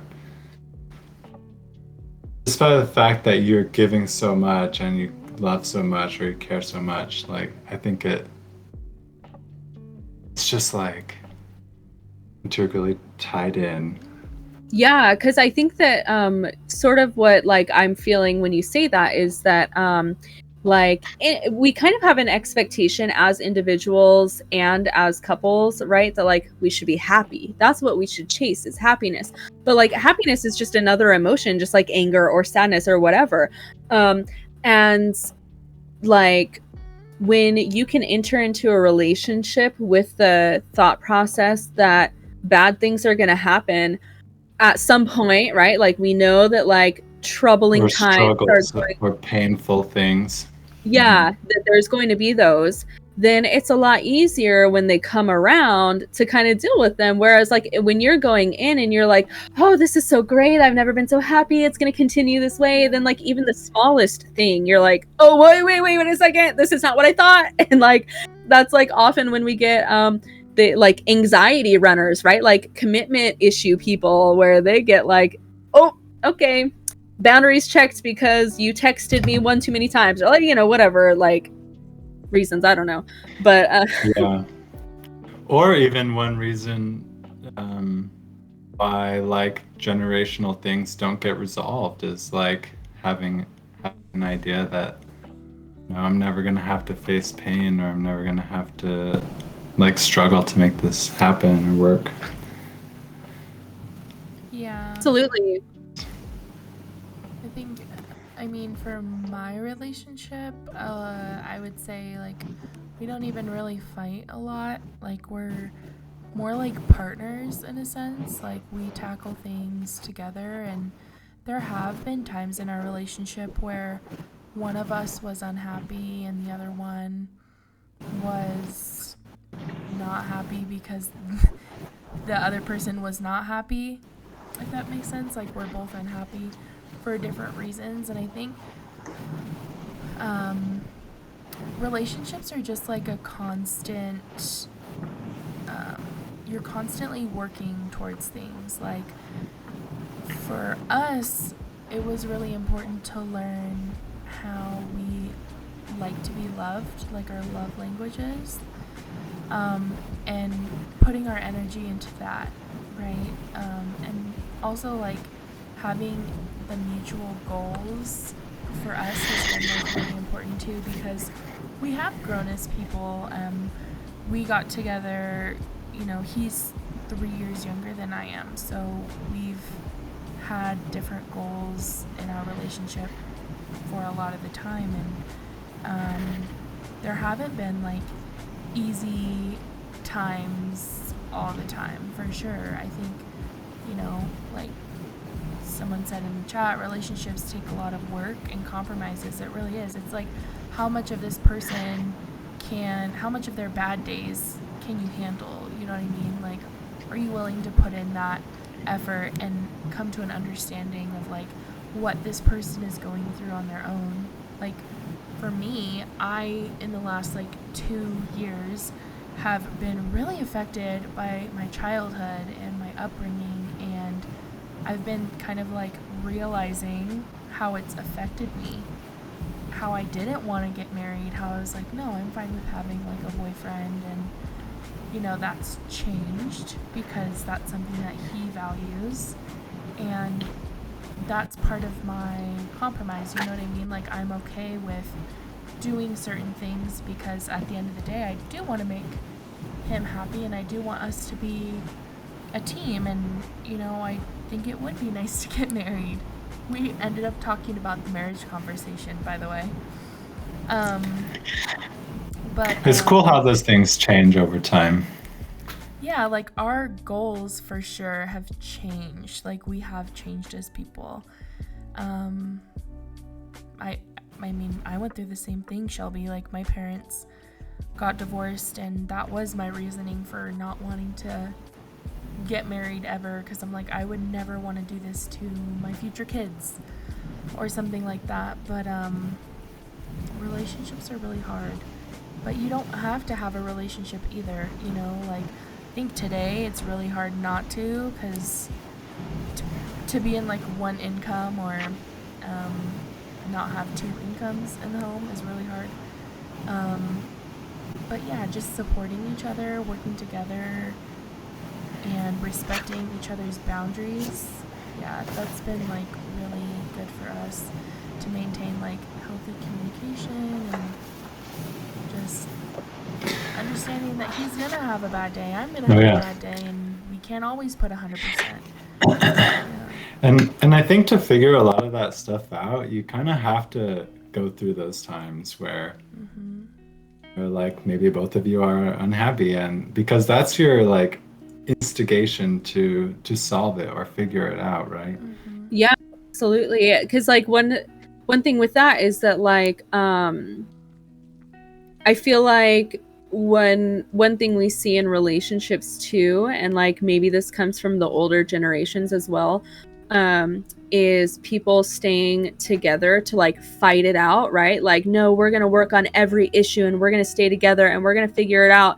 And like on one hand, like, yes, I think that that's like a good thing, but then on the other hand, sometimes it's like, how much are you fighting for this relationship itself and forgetting to like fight for yourself as a person, you know? Because there has to be like the right balance in fighting for a relationship to stay alive, but like, are both people happy? And like, what are the things that you're unhappy about? And like, will those really change? You know, there are, in my mind, the way that I kind of navigate in relationships is there are things about a person that you can change, and there are things that you cannot change. And to even have the expectation or the balls to like ask somebody to change that is just like, take your audacity somewhere else, because you can't change somebody, right? Like certainly like you can say, hey, I would feel so much better if you were just like more conscious about taking out the trash, right? Like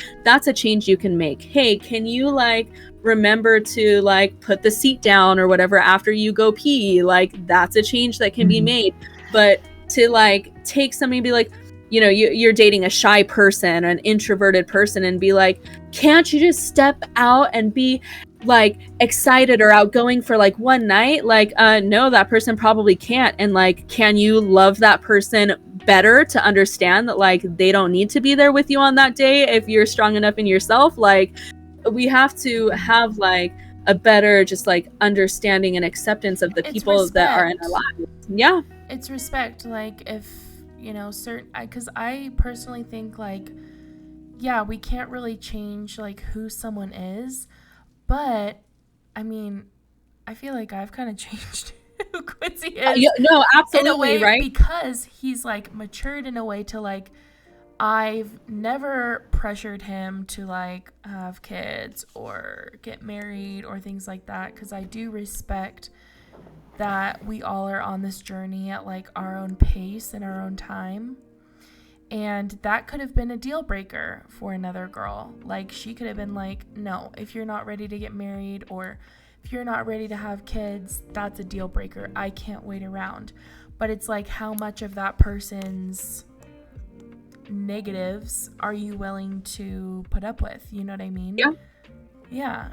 It's, relationships are complex, dude. Complex, yeah, 100%. So I guess, I mean, like, we're already in this topic right now. So Janelle said already that originally when she was younger that she was like anti-marriage. I already said that when I was younger I was anti-marriage. For me, that's changed in that, well, I don't know that it's necessarily changed. I think that it's more so that I'm just like open. The thing for me is that I'm too cute. Like, I there's no way that I can exist in this life not experiencing a freaking wedding dress. Like, my ass needs to be in a wedding dress. I need to have my makeup and my hair done. I need to like, I need to do it. There's just like no way I can't. And so for that, like, I do with a partner want to have a you know, like a gathering, a ceremony where we get to like share, like, we are committing for whatever amount of time, you know, because I don't need the whole life thing, but we are committing that we like love each other and that we plan on like having a family together, and we plan to like stick through things and to work together. And like, maybe that happens and maybe that doesn't, right? I'm more so just like, the ceremony itself, I don't necessarily need the freaking paper that lawfully binds me, because I will choose to love you as long as I choose to love you. Like, we don't need to get the state involved. Right, but the tax benefits though. Right, but that though, the state don't need nothing to do with that though. Yeah, Right, exactly. literally. Yeah. But think, Christian, yeah, for me, I definitely used to be like, I didn't want to get married, but then when I got into a relationship, it was like, oh, maybe I do. I don't know, like, it's like a step in the commitment process where it's like, okay, like, now it's serious. But I didn't really need that confirmation. Like, I already had that verbally, like, with an action, you know. I didn't really need that. I still don't really need that confirmation. It's something I want. But like, having a big wedding, I'm like, no, I don't want that. We actually talked about it today. I'm like, I could like go get married in the courthouse, or like with 3 people on the beach, or in a park, and just like have a big barbecue, and it'd be cool with me, you know what I mean? Like, it's not gonna be something I spend tons of money. But yeah, that's kind of how I feel now. My view did change. So, girl, I'm over here just like thinking about how, because I've also like had these thoughts too, and I'm just like, damn, people really like pay to have people, you know, like cater their weddings and stuff, and I'm just like, why can't we just have a potluck? Like, let's barbecue some fucking hot dogs and some chicken legs or whatever, you know, like, we don't have to be fancy to celebrate love. Right, exactly. But let's work out. Say, some of those weddings are fucking gorgeous. What? Like, in the, what is that? Like a ballroom with like the lights everywhere, and I don't know. Some of those weddings, I'm like, ooh, that'd be cool to go to, but I wouldn't want to be the center of attention like that. Yeah, dance floor, DJ, food. one of those things, if I did have a bougie wedding, I would want that, like, one of those, like, artists who come and paint, like, a moment in your wedding. I think that would be That's so cool. cool. Yeah. That would be super cool. Yeah, absolutely. But Christian, like, what about you? When you were young, what were your thoughts like at that age compared to like now? Are they the same, different? Let's hear it. Same when I was young to now. As long as there's a dance floor, I'm there. Yes. Yes. No, I mean, I went to so many weddings growing up. I loved weddings, and I'm not joking about the dance floor either, because on my mom's side we had this huge Catholic family, and everybody was always getting married. So as a kid, I was always at these weddings and always on the dance floor, and that was just my favorite place to be. But I, I always love the energy, the atmosphere of a wedding because of that, and so like to me, um, the ceremony, the paperwork, um, whether it's in a church or courthouse or whatever, it's not so important to me. Um, Not even sure if I'm gonna get married or not, but if I did, I think the most important thing to me is that commitment, like that. Yeah. I think you were mentioning, um, Shelby, like, like, uh, commitment to each other, like that's the crux of the whole like agreement. And as far as the ceremony goes, if there was a reason I would want to have one, I love the idea of the accountability of having like all your friends and family, all your loved ones, all your close people there to like hear you commit to that promise or that person, to hear what you have to say, how you are like committing to be, and basically hold you accountable. Not just hold you accountable to witness it, but I think that's an important thing too. Like the community in our lives is huge and makes a huge difference in everything. So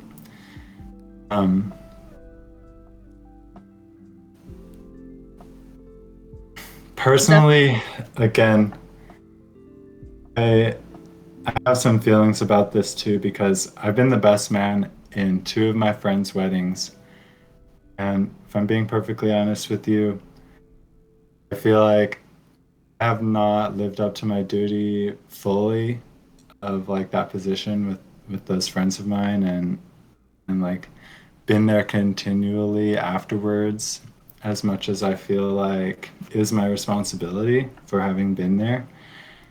Um, so some of that might be coming from that, like, now that I look back at how, like, what those weddings meant to me of my friends, like, I like that idea of that accountability. I people, love that.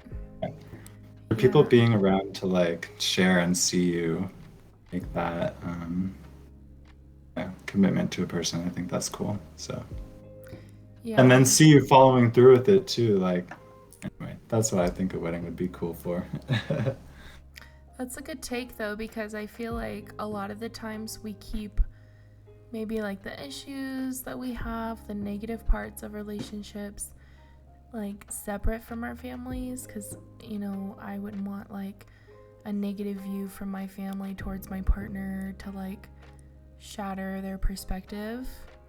But the accountability part is interesting to me, because I'm that type of friend where I'm like honest, I'm like, hey, like, you're not yourself, what's been going on, or hey, this, like, is this still okay, like, how's this been going, and giving like a full opinion of it. That accountability is nice, because you do get up there and you're like, pouring your heart out to that person.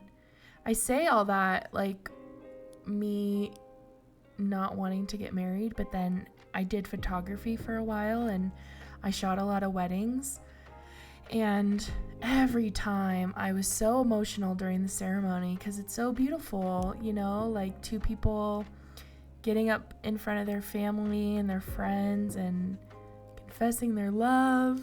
Oh, I love that. And like especially hearing guys say their vows and things like that and get so personal, it's really sweet.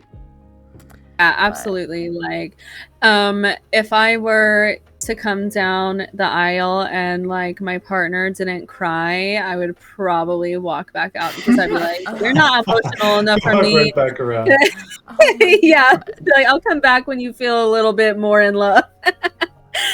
Just kidding. She's like, this is part of my boundaries. You have to cry when I walk down the aisle. Yeah, absolutely. You have to have the capacity that you feel like it is the best damn day of your life, and you are so lucky to be committing your ass to mine. Isn't Absolutely. it so cute when the guys cry though? That's like my favorite thing ever. Where the guys are like, I'm not gonna cry. I'm a tough guy. Mm-mm-mm. And then they're just like sobbing when their lady or whoever comes down the aisle. I just love that. But So Zawana just brought something up that I actually want to see if you guys have seen it or not. So have you guys seen the show Married at First Sight? I've seen a couple episodes, but I'm not invested. Okay, so Married at First Sight is this show where they have like a panel of experts, and their experts are made of like and they have three. I mean, as far as we know, I don't know like what the producing, you know, atmosphere actually has, but three are up there, and they are like a psychologist, like they have a pastor in there for like kind of like just the spiritual essence, and then they have like a sex coach and stuff. And so the idea though is that they find you your perfect match based on checking out you know, your guys's compatibility and who you are, what you guys like, your values, things like that. Which, by the way, I just want to say that I actually had somewhat of an in tow with somebody that knew producers from Lifetime. Lifetime is the network that does it. And I was able to put out a question like, hey, like, can you ask them if they would ever think about hiring somebody to consider astrology in this? Because while I'm watching this, I can see that like these energies are not of the same, not in the compatible energy type. And if you guys just like had at least an idea of like the compatible element types, then you would save a lot of freaking issues that we see on the show of people just having like innate like elemental energies that do not compare. And for anybody who's wondering, these are the element types. You got fire, you got water, you got air, and you got earth. And air and fire go together, and water and earth go together, and certainly Lindsay's you can air and I'm fire. you got it backwards. He's air and wait, no, you are air. Sorry, you got me backwards. You are air and he's fire. And he's fire. Yeah. Really? Yeah. Oh. Yep. Oh yeah, You that's are. right. Google me, biatch. No, I believe you. No, I believe you. I was like, really, like us. That's so funny that she knows that too. Yeah. So Oh yeah, I do. They profile these people. They couple them up, who they think would work the best, and then they literally see themselves or each other The altar. at the altar. Her walking down the aisle, and then they get married. Do they have a choice, like once they've seen that person, to say like yes or no, or they have to go through with it? No, so like they have to go through with the wedding. However, they crazy. do like they have had people where like within, you know, the first week or the first two that they are just like, no, this is not the person. Like, I don't want to be with this person. And so they have had early annulments occur, but generally speaking, it's an 8-week process or an 8-week experience, and at the end of the 8 weeks they sit down with the panel of psychologists, and they decide whether they would like to get married or stay together. And there are quite a number of people that actually have maintained their marriages and have like families and children and stuff now too. And so would you there's do that, Shelby? Yeah, 100%. I would. You would 100% do that, knowing that you have a kid, though. Well, so I was just gonna say that with my son, I don't know if I could do it like with having my son, just because that's a stranger. So that's different for me. On the show, I have to point out that like one of the things in chat is that like they haven't, for the American version, they have done it for the Australian version of the show. For the American version, there has not been a parent on there. They've always just been childless. So I don't even know if they will ever like expand that. Escape said that's hard to explain. Yeah. So mommy got married and this is your new stepdad. Yeah, right. Yeah, absolutely right. So what? Yeah, no kidding, absolutely. So yeah, on this show, do they have options at all? So okay, so they can tell. They can say those things, right? So they can tell the people like, oh, I really like blondes, or I really like someone who looks more similar to me. One of my issues with the show actually is that I don't feel like they do, like, I don't think they have interracial couples enough. Like, I feel like a lot of times they will pair black people with black people and white people with white people. And to some extent, there is like the idea that like it'll be easier for them to maybe connect with somebody who seems to resemble them, right? Mm-hmm. But like also I feel like that does a disservice to love too, because what if like you just paired even like that white couple and that black couple, and like they're the perfect matches crisscross, but you just separated them because of in my eyes, like prejudice, right? Like an assumption, like, are they actually that they won't get along, or did we give them more points because they are like their race is the same? Yeah, that's a good point. So would you do that, Christian? Would you sign up for a show where they go deep into your life and who you are, what you do, how you keep your house, like everything? Because I would never do that, ever. There is no freaking way. I'm way too insecure for that. I'd be like walking down the aisle like, this motherfucker don't like me. There's no way. No. And that would just steamroll into the relationship. I could never do this. What about you? I think that I would trust my own judgment or intuition about finding somebody, and to me that's just like a long process of like building trust and opening up and things like that. So totally. I think that would make me a little uneasy. Pretty uneasy.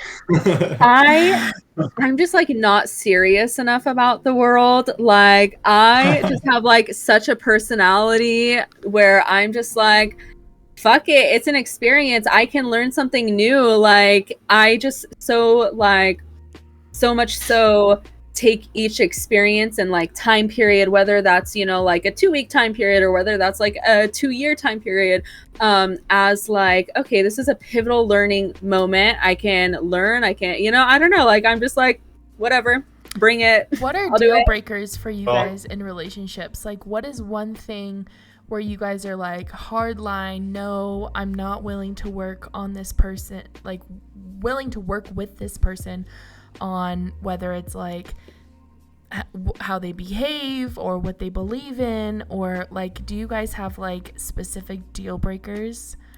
I'm interested in that. I guess I'll go ahead and start with this one, because for me, I have like been in a number of like relationships, obviously, like nothing super like long term or anything. And so I'm an empath. I feel people's feelings, I feel people's thoughts, like things like that. And one of the biggest challenges in my life was, well, one, like understanding that, because when you like don't have that knowledge of, oh, I'm an empath, you don't understand that like some of the things that you're thinking and feeling aren't your own. And so first, like learning how to differentiate that. But so because of that, I'm like a very compassionate person. I didn't have a lot of boundaries. And like I said earlier, my parents had like a lot of codependency and no boundaries in their relationship either. And so that's like one thing in the last 2 years that I've worked on is like, okay, what are my boundaries? So in my most recent like committed relationship, it started during COVID, and there was nothing wrong with the relationship. Like we got along well. We like I felt very supported by him. I felt like if I ever needed anything or was asking for something, like he would be like listening and attentive and like trying to do that. And I ended up ending the relationship, even though nothing necessarily went wrong, which I think is a huge stigma that we have in relationships too, because there doesn't have to be like cheating or something bad that happens to end something. Sometimes 100%. Yeah. And so for me, what became the deal breaker was that I felt like there was an emotional disconnect, and I had brought it up to him multiple times and said, like, when these things are happening, it makes me feel this. And if I continue to feel this way, I'm not going to be able to emotionally connect with you. So like I was very open with him very early on about like what those things were, and just like talking about them, not like in a fight way or anything like that. I'm not really somebody who likes fighting. So anyways, and after we were together for probably about like 8 months, and at about month 6 it just became like, I'm doing my best of my ability to communicate with him what like my needs and my like emotional connection level like is. And at a certain point, like I have to uphold boundaries for myself of what I want from a partner and how I want to feel in a relationship. And even though he's not necessarily doing anything wrong, it was just that like that light bulb of realizing, hey, we are like two individuals, and the things that I'm asking from him, he is just not capable of giving, because that's not who he is. And I had to be able to make that choice to be like, I can't sit here and expect you to be somebody you're not, and you can't expect me to just stay here and accept you as a romantic partner in a relationship that I will never be fully happy in, right? Like, yeah. So And for sitting me, there and accepting that your needs aren't being met. Yeah. And so for me, I think that that's like, I don't know, I guess not necessarily like, well, I don't know, like the idea of deal breaker really just comes into like that if we cannot fully communicate and solve the issues, then that's going to be a deal breaker for me, because I'm willing to show up. I'm willing to share with you in a very like, I'm not a crazy drama person. Like if I am upset, I will either talk about it right then, or I will say, hey, I need time to think before we talk about this. Like I really value open communication. And if the communication's not there, it probably never will be. Yeah. Unless this person is actively willing and actively trying to better themselves in that. I mean, if that's something you value, anything that a person values in a relationship, that, hey, I'm needing this, or this is lacking for me, when it's vocalized, if the other person isn't like willing or trying to meet that need, I think that's like a respect thing too, you know what I mean? Like, of course, not all people are perfect, and we're not going to enter, most of the time we won't have relationships where we're like two perfect people that come together. We're all going to be at different points in our lives. But valuing something, expressing it, and still not having that met is really hard. Yeah, that's like more than a deal breaker to me. I was thinking like, oh, he eats tuna fish and I cannot stand it. Yeah, no, I don't have any weird things like that. I'm like super open with people having differences. Like there was a point where I even I'm somebody who would probably never choose to be in an open relationship, but there is somebody who exists in the world that I have outcry. Somebody who is out there that I have a lot of love for, and he like goes through his own like issues with just his own human issues, and like one of those things is like he did want to experiment with the idea of open relationships, and and I knew that about him because we've never been in a relationship before. We like very much have had this like weird like innate love for one another from the moment that we met. And we've talked about that and stuff, but we've just never been at a place in our lives to experience ourselves in a relationship.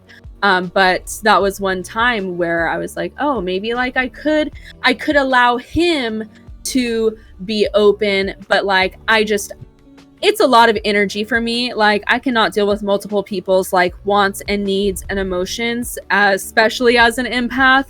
And so I would never choose to be open because of that. But that doesn't necessarily like detract from the love that somebody and I might share, right? So for the people that can have open relationships and like actively are in one, more power to you. But for me, you're not gonna have your cake and eat it too, boo boo. Nope. That's a hard pass. Absolutely. It's the commitment for me. Yeah, no. I think as a deal breaker for me, it's less about that person meeting needs of mine, but maybe my needs being seen, or like, if I can communicate my needs and I feel seen, I feel like that's really loving to me. And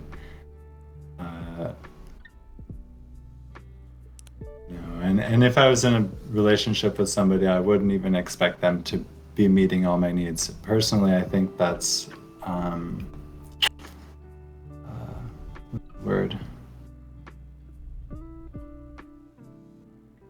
unrealistic. Totally. So as long as I can communicate and feel seen and heard, that's really a big deal for me. And so if that can't happen in a relationship, I'd say that's probably one that I would walk away from.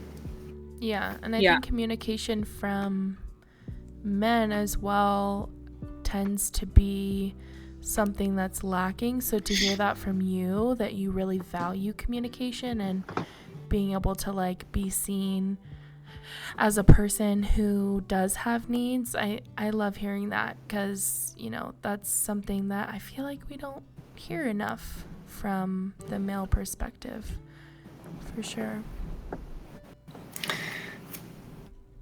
I definitely agree. We all do. Yeah. What about you? What's your deal breaker, Janelle?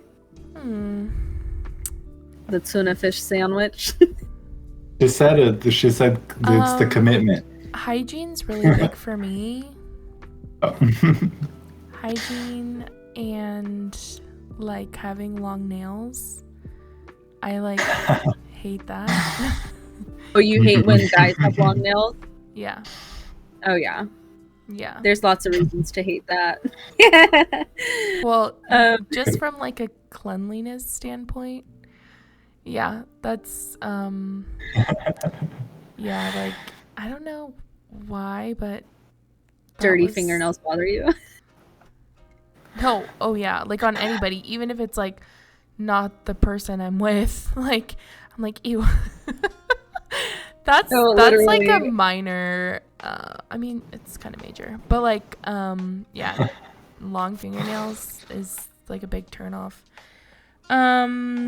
Deal breaker, like a larger one. Yeah, communication has always been like important to me because I'll fucking talk for hours. I need, like, which is something that Quincy's really good at. I just need someone to like listen to me and like hear me sometimes. Like, I just need to say everything that I need, and like someone who can like listen. Like, if you can't listen, or I can sense that you're like tuned out of the conversation or uninterested, that's like, that sucks. Yeah, absolutely. Especially with a partner where it's like, you know, we're gonna talk the rest of our lives. But Oh yeah. yeah, I think I do. But I enough still need you to talking for listen to me right now. Right. Yeah, I just need to get this out, even if I've already talked about it before. I feel like someone who's like willing to like hear you multiple times, that's like so sweet to me. I love that. Yeah, Mhm. definitely. I think too, like, for me, one of the things is and this isn't just necessarily for romantic relationships. I think this is just like all relationships for me, or even like relates to how much I like respect people or not. Is I have a hard time with people who talk one way and don't like walk. You know, they don't walk their talk. Like, that is very bothersome to me. I read this book one time called The Four Agreements, and one of the agreements is like, be impeccable with your word. And I try very hard to really like what I'm saying. If I'm joking, like, that's one thing, and I try to make sure that like people know I'm joking when I'm joking, because I do have like a tendency of being sarcastic and like it coming across as being legitimate when like really I'm just like messing around or whatever. But just like when your actions are not meeting up with like what you're saying, that is so bothersome to me, because at that point I'm like, what? I can't depend on anything you're saying or doing at this point. Like, yeah. Totally. Tesla said, the way a partner treats others is huge for me. Family, friends, random people. Yeah, totally. I agree too. Dude, if someone's rude to the waiter, or like any person that you did not need to be rude to for whatever reason, oh my god, forget about it. Yeah, that goes for anything, whatever. not Red just flag. relationships. Yeah, totally.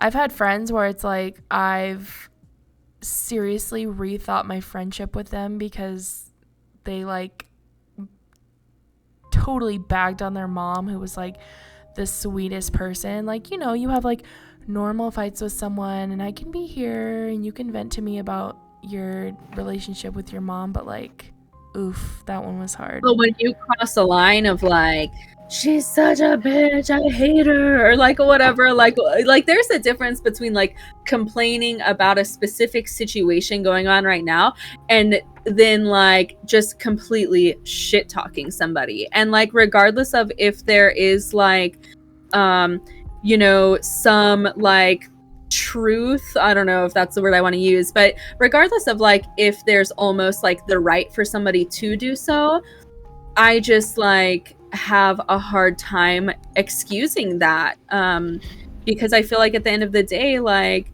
sure, like I can say I was upset that this person did this to me, and Janelle knows that this is like very true for my life, like right now too. Yeah, totally.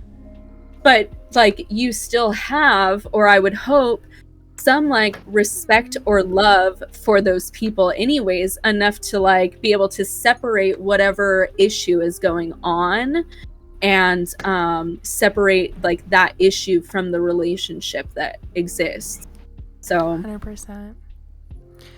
Sheesh. We could talk about relationships all night, y'all.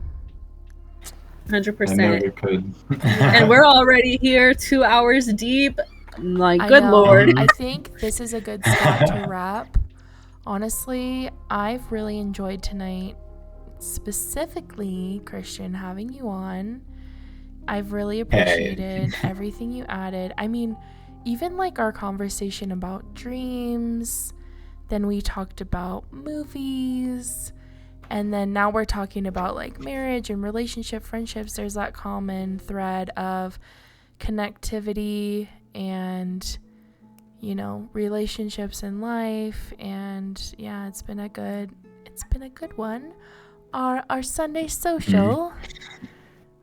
Mhm. So yeah, thanks for coming on, Christian, and we look forward to having you back for the guest episode where I'm very intrigued to learn more about you. Where we actually get to dive in and see who is Christian. And I don't know if his mom is still here or not, but like, who is his mom and what did she contribute to who Christian is? And we are just, we love our guest episodes. We're so excited for more.